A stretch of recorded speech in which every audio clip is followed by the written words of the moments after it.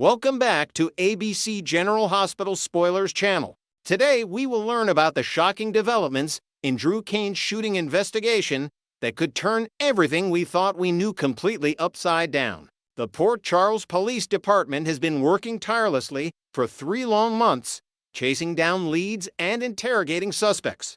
But the truth behind who pulled the trigger that fateful night remains frustratingly just out of reach. What started as a straightforward investigation has spiraled into a complex web of lies, cover-ups, and hidden witnesses that threatens to expose multiple families to devastating consequences. The investigation reaches a breaking point. 90 days have passed since someone fired a bullet into Drew Cain's back and left him bleeding out in a darkened corridor, and the PCPD is no closer to making an arrest than they were on day one.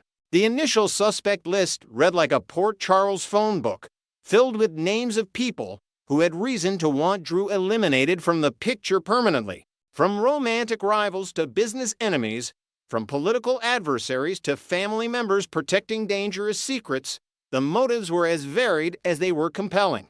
Detective work has slowly narrowed the field, but not by much, and the remaining suspects all have equally strong reasons for wanting Drew out of the way. The investigation took a dramatic turn when authorities began applying intense pressure on Willow Tate, Drew's former lover and the woman whose marriage to Michael Corinthos had been destroyed by their illicit affair.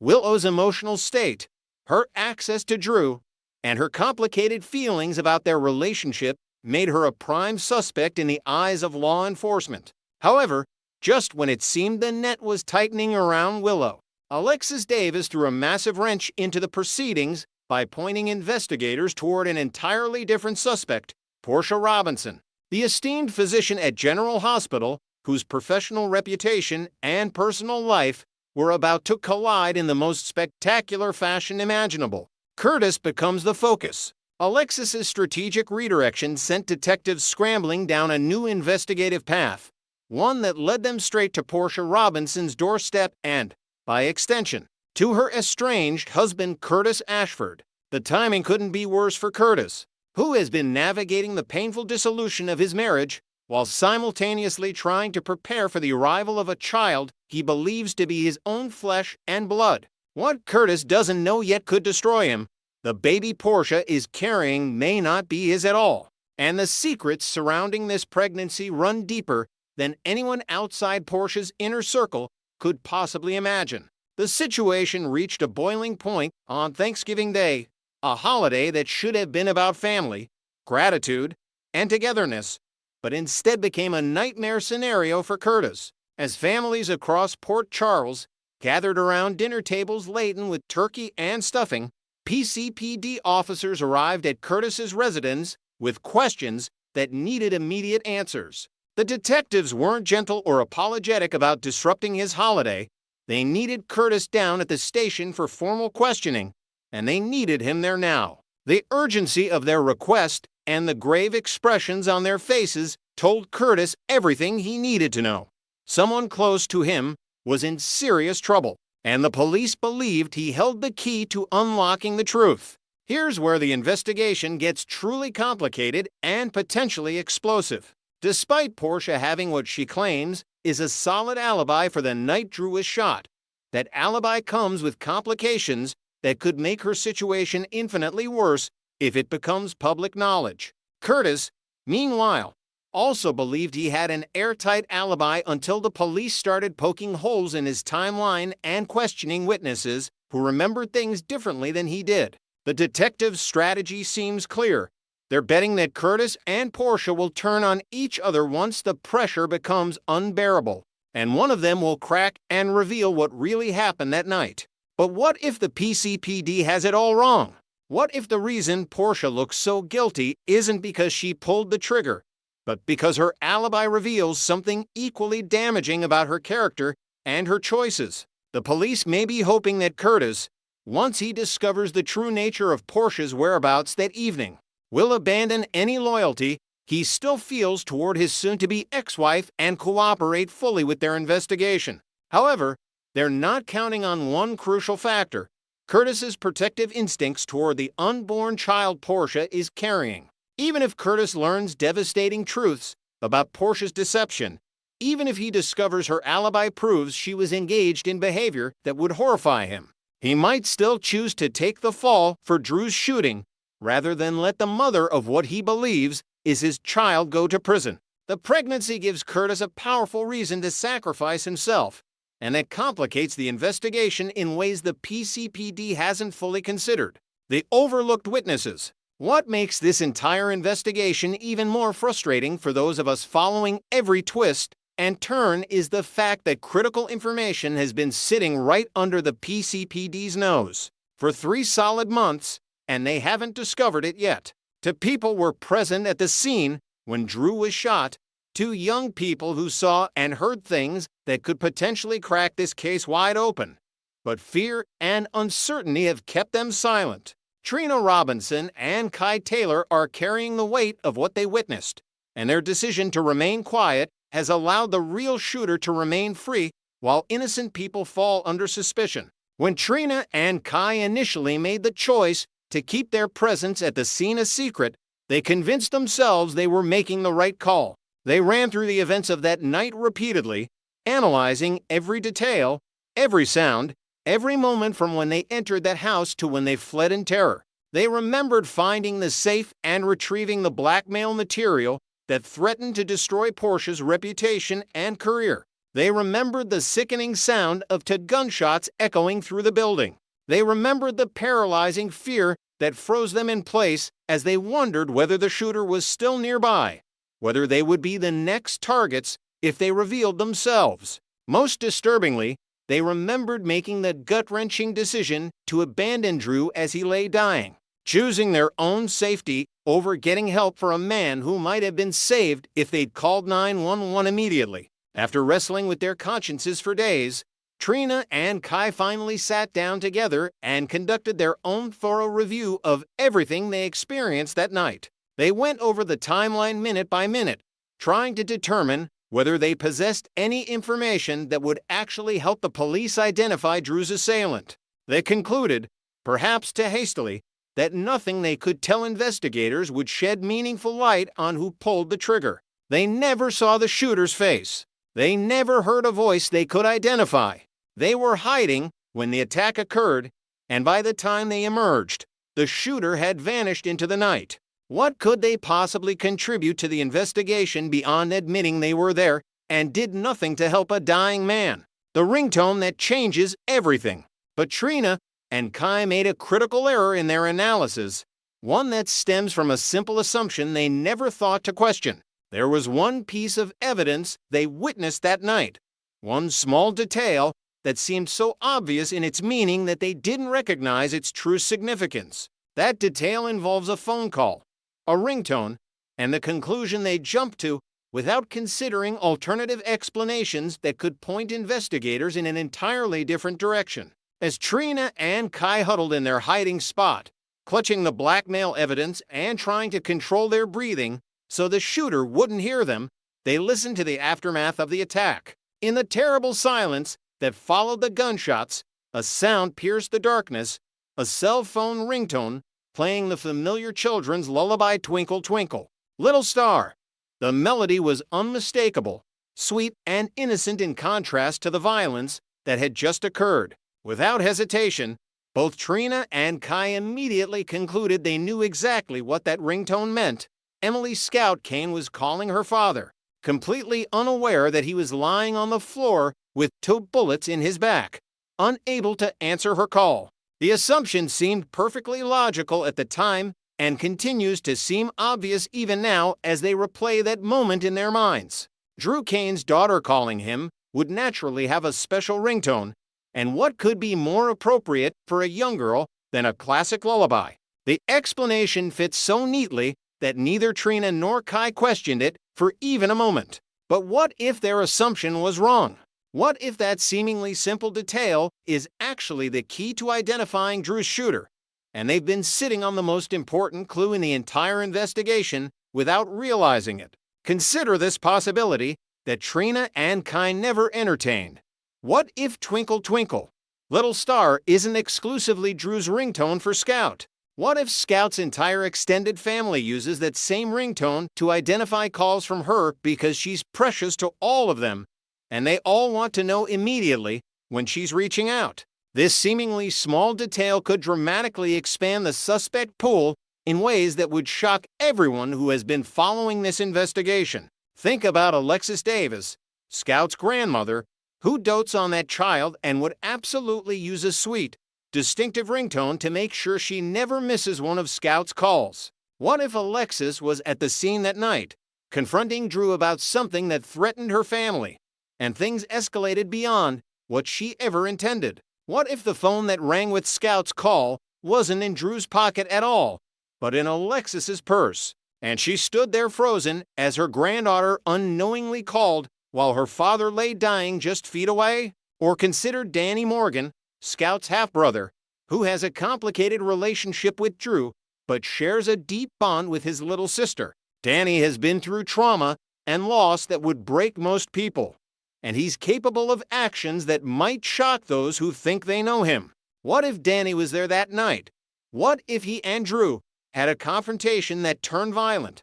And what if Scout tried to reach her big brother at exactly the worst possible moment? And then there's Willow, Michael's estranged wife and Drew's former lover, whose life has been destroyed by the revelation of her affair. Willow has developed a relationship with Scout through her connection to Drew, and it's entirely plausible she would use a special ringtone for the child. What if Willow's desperation and anger boiled over into violence? What if she shot Drew in a moment of rage or despair, and then stood there shaking as Scout's call came through, the innocent melody mocking the terrible thing she had just done? The question that haunts Port Charles. The truth is sitting right there in that one overlooked detail, waiting for someone to recognize its significance. When the PCPD finally discovers that Trina and Kai were present during the shooting, when they finally hear about the ringtone and start asking the right questions about who else might have been receiving a call from Scout at that exact moment,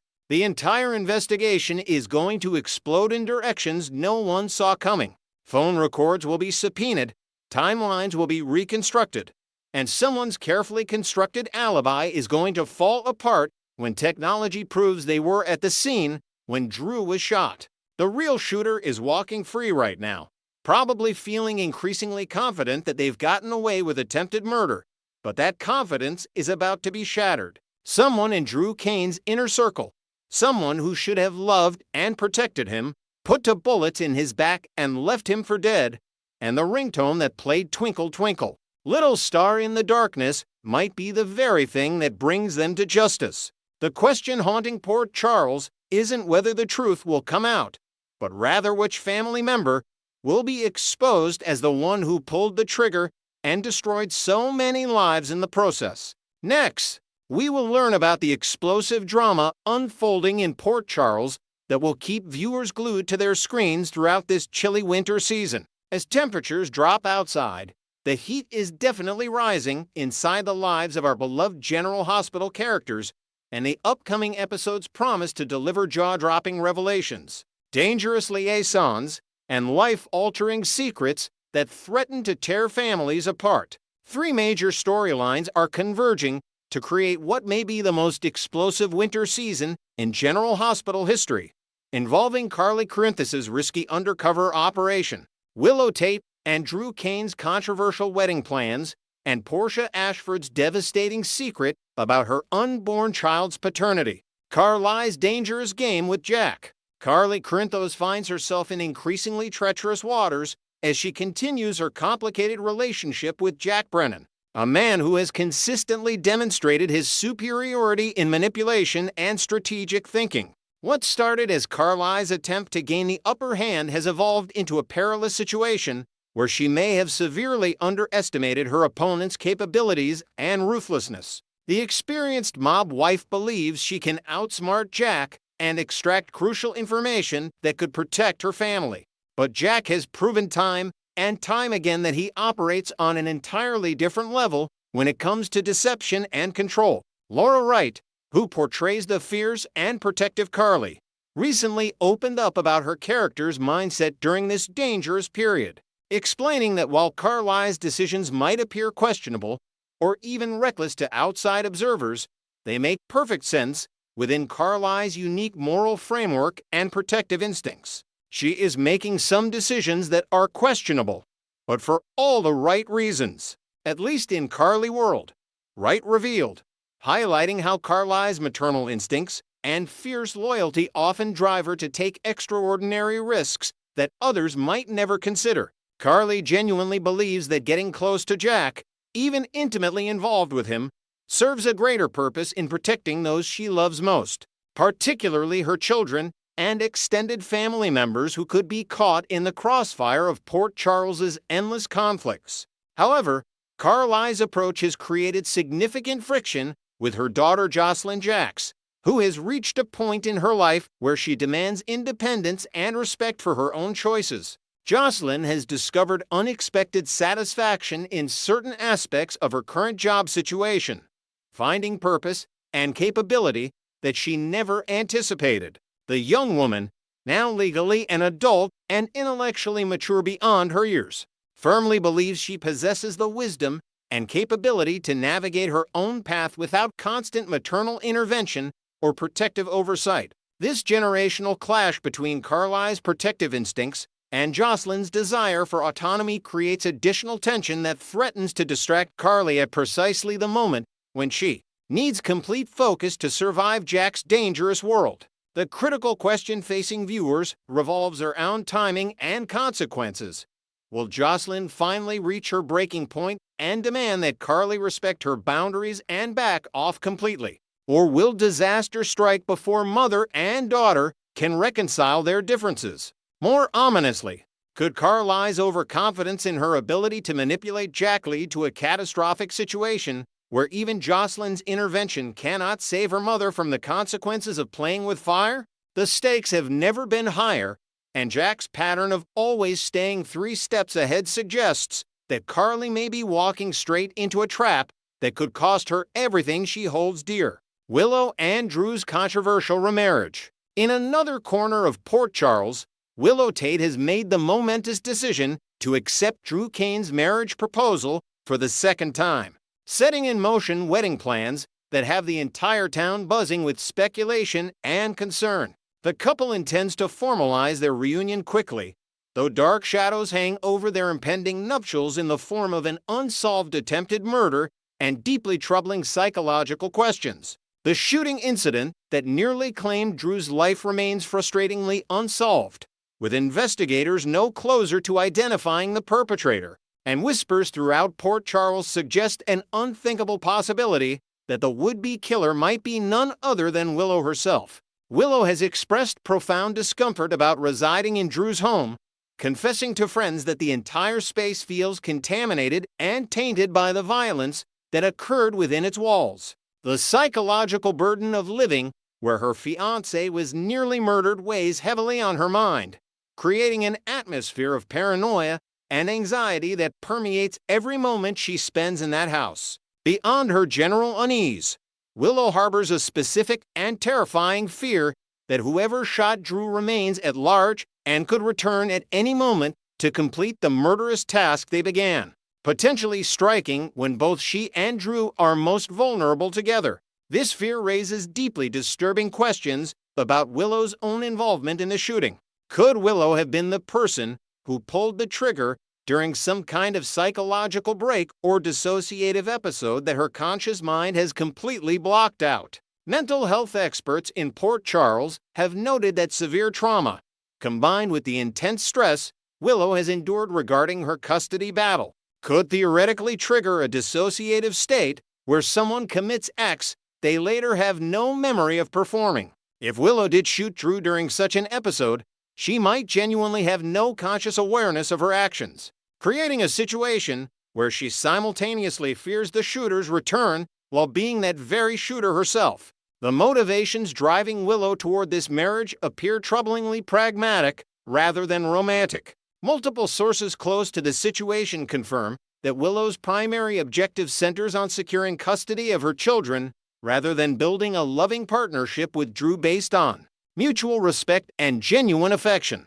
This transactional approach to marriage sets a concerning foundation for their future together. Nevertheless, Drew has explicitly declared his love for Willow, apparently either oblivious to her mixed motivations or choosing to believe that her feelings will deepen over time once they are legally bound together. In a touching moment that demonstrates the complex web of relationships in Port Charles, Willow approached Elizabeth Baldwin with a heartfelt request to serve as her maid of honor during the upcoming ceremony. Despite whatever reservations Elizabeth might harbor about the circumstances surrounding this marriage, she graciously agreed to stand beside Willow on her wedding day, providing support during what should be one of the happiest moments of her friend's life. Yet as the wedding date approaches, one haunting question overshadows all the preparations and celebrations. Is Drew Kane about to exchange vows with the very person who attempted to end his life, unknowingly binding himself legally and emotionally to his own attempted murderer? Portia's paternity secret. Meanwhile, Dr. Portia Ashford faces a personal crisis that threatens to destroy her marriage and family stability. Following a passionate affair with Isaiah Gannon, while still married to Curtis Ashford, Portia discovered she was pregnant, immediately confronting a nightmare scenario that feels like devastating déjà vu. The accomplished physician finds herself in the agonizing position of having absolutely no certainty about her unborn child's biological father, unable to determine whether Curtis or Isaiah will be revealed as the father when the baby arrives. This paternity uncertainty carries especially painful resonance for Portia because she previously endured a remarkably similar situation involving her daughter Trina Robinson. For years, Portia concealed the truth about Trina's biological father, creating a web of lies that eventually unraveled and caused tremendous pain for everyone involved. Having witnessed firsthand the devastating consequences of paternity secrets, Portia understands intellectually that honesty represents the only sustainable path forward. Yet she finds herself paralyzed by fear and desperately hoping to keep this information hidden from her family indefinitely. The psychological toll of maintaining this secret grows heavier with each passing day as Portia's pregnancy progresses. She lives in constant anxiety, knowing from bitter experience that these kinds of secrets rarely remain buried forever in Port Charles, where information has a mysterious way of surfacing at the most inopportune moments. Several scenarios could force the truth into the open against Portia's wishes.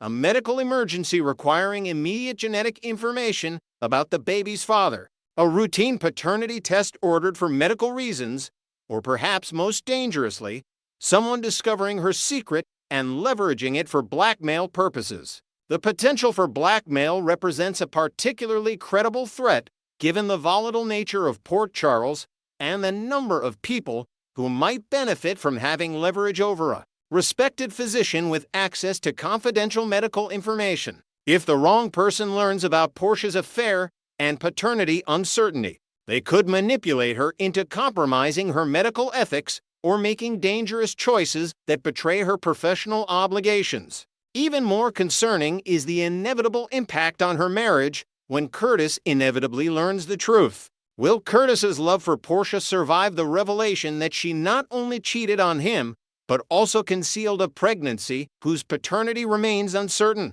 The explosion of truth could obliterate their relationship entirely, leaving Portia alone to face single motherhood while navigating the professional and social fallout of her choices. As winter settles over Port Charles and these three storylines hurtle toward their dramatic conclusions, General Hospital viewers can expect shocking revelations, heartbreaking betrayals, and life-changing consequences that will reshape multiple families. The warm comfort of watching from home becomes increasingly appealing as the cold outside mirrors the chilling drama unfolding on screen, reminding fans why General Hospital remains appointment television for millions of devoted viewers who cannot look away from the spectacular chaos.